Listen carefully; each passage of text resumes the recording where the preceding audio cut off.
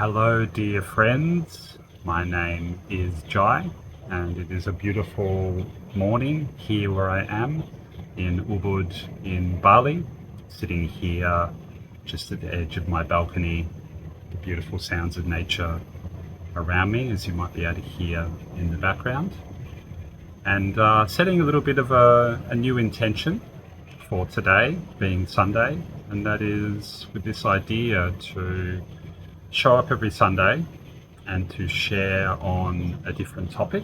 The idea is Sunday Satsang. So every Sunday to share on a different topic. And this idea of this word Satsang traditionally being a sharing or spiritual discussion or spiritual teaching that was often done by gurus or teachers. Not that I'm a guru, thank you very much. Would never like to call myself that, but I have things I'd love to share, and a lot of things on different topics and different reflections of things like this. And so that is what we will be starting to do today. And so hopefully you will gain some insights and tune into this vibration, to this frequency that's being shared, and hopefully you'll get some beautiful things out of it. So thanks for listening, thanks for watching, and if you're enjoying it, I'll continue to do this, to continue to share, and to continue sharing it on some of the social media platforms, whether it's YouTube or Instagram and things like this. So please like and share and subscribe. It helps also for me to grow and share more of my message with the world, which is a big intention that is also growing at this point in time. So anyway, the topic that I really feel called to share on today is that of the soul. So it's a big one, this concept of the soul. A lot of us, we live in a way that I believe is not in acknowledgement, is not in awareness, and is even not in alignment with the soul. So what do I mean by this? Well, a lot of the way that we live in the modern world and we live in modern society, it's very much aligned with a structure, a structural system that we have been taught in a certain way to engage in and engage with. So stick with me here. Stick with me here for a little bit. When we're born, we come into this world. And how do we learn about ourselves, and how do we first learn about this world? We learn through our parents mostly, and they are our teachers to model to us and to share with us how to be, how to think, how to operate in this completely new reality that we've just come into. And then as we grow older, that teaching and that shaping and possibly even that programming continues to happen through the schooling system. Through primary school, through high school, and perhaps university, if we end up going that far. And so this teaching, this shaping, this programming continues to happen. And some of what we learn is certainly very useful. Some of what we learn is certainly very helpful. But some of it really isn't. And there's a big issue here around what isn't, because I think that the way that modern society is structured, it's structured in a way to support a certain framework, to support a certain system. And there's many reasons around that, which I won't go into, but essentially this system is built on a certain way, the structure is built in a certain way to support itself, to help it to continue to build, to grow, and it's essentially a self-fulfilling system or prophecy. And it's not really so much about the individual as a unique soul. It's more about the individual as an ego, as an identity, as a persona, and perhaps how they can serve and support the system more than how they can support and serve themselves as a unique spirit or unique soul, or support each other or the people around them as a unique spirit, a unique soul. And so I've talked about this a little bit before in my posts and some of my previous videos, that this awakening process that many of us are in, this awakening journey that many of us are on, it's actually much more about letting go. It's a lot more about deprogramming than it is about gaining anything. And this is a bit of a new age deception that a lot of us fall into, which is probably going to be a future topic in a future video, that even though we may be on the spiritual path, we get caught in this trap of trying to gain things and trying to gain more spiritual knowledge or to do more spiritual things. And it's like a kid in a spiritual candy store. But what I believe to be much, much more powerful the practice, and really the essence and the very core, is to strip away as much as you possibly can of the programming, of what you've been taught, of what you think you know. It's emptying the cup. Emptying the cup. It's much more about emptying the cup than it is filling the cup. And it's only when we strip away these layers, we continue to strip away this conditioning, this programming, that we can get more and more in touch with our unique soul, with our unique spirit. So this is key. This is essential. And I really think, getting back to this concept of society and the system, I really think that unfortunately this system is not built to support and to nourish people's unique soul journey. And so it's almost as though, unfortunately, a lot of us need to actually remove ourselves or to detach ourselves from aspects of this system just to get more clarity and to get more of a clear vision around who we truly are and why we're truly here.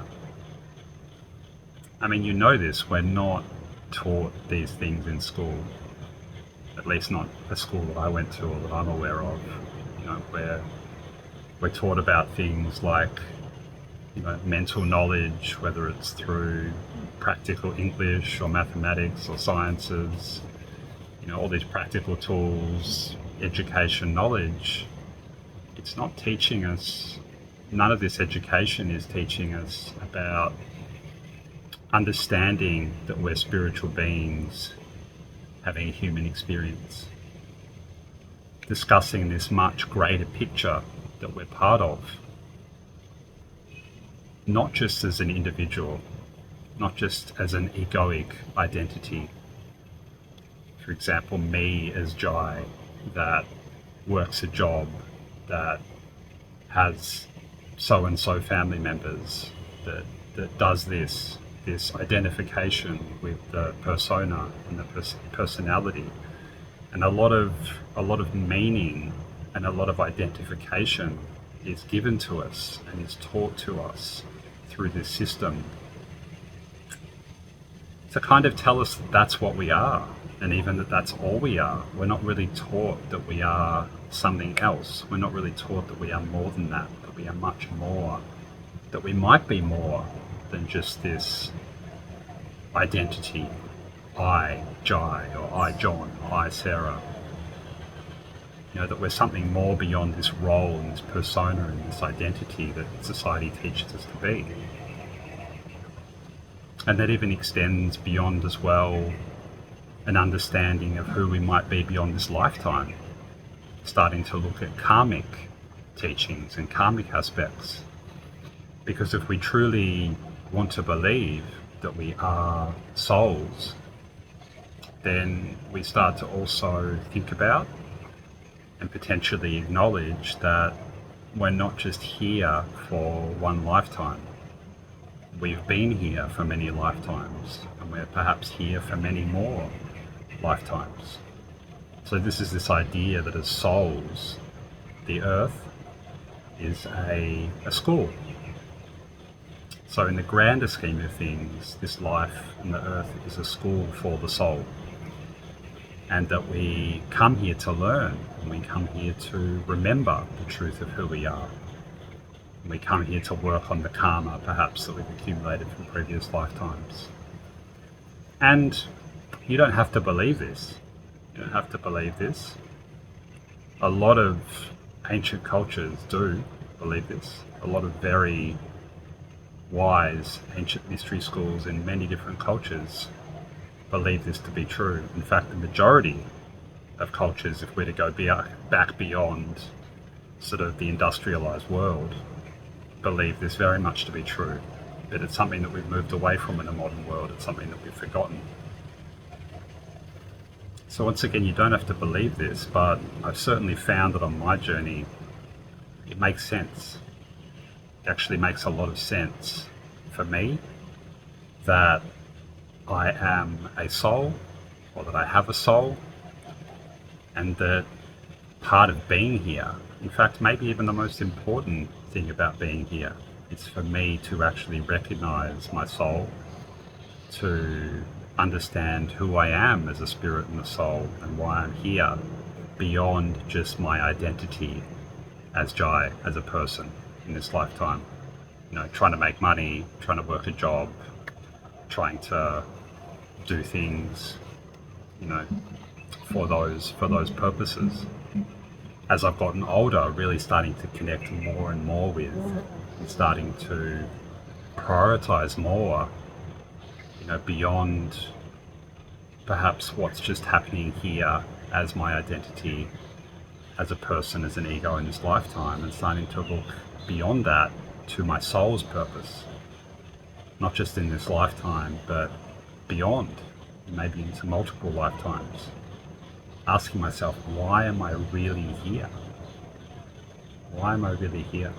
And I think that is really getting back to this key point again, and this key concept of the soul, coming back to understanding that each of us has a very unique soul blueprint that no one else has. No one.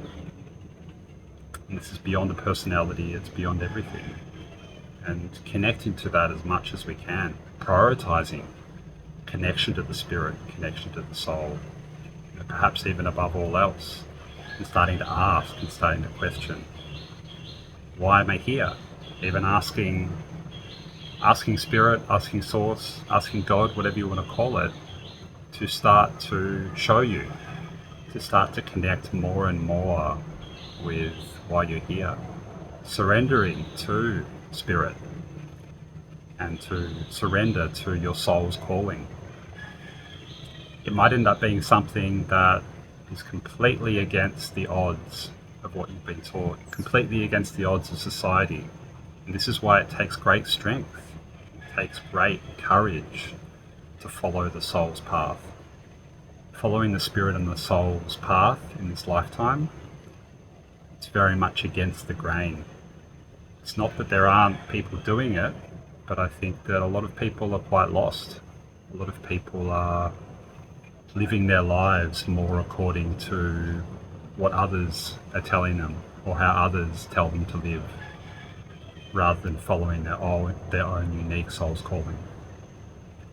And this is why it takes a lot of courage, a lot of bravery, and it's not easy, because to follow your own unique soul's calling, your own unique truth, it often doesn't fit in with the dominant paradigm. It often doesn't fit in with all the programming and all the things that you've been told. It might be completely different to anything that you'd ever thought of, anything that you've ever believed, anything that you ever thought was right or was true. It could be completely irrational. And so to follow that, to move away from all the programming, takes a lot of hard work, takes a lot of courage, and takes a lot of strength. But this is the journey. This is the true journey, I think, of awakening. It's fundamentally connected to the soul. So we'll wrap it up there, I think. Some teachings, some lessons on the soul for today's Sunday Satsang. I hope you enjoyed it, and I'll be back again in a week's time with a completely different topic. Thank you all. Have a beautiful and wonderful day or evening, wherever you are. Until next time.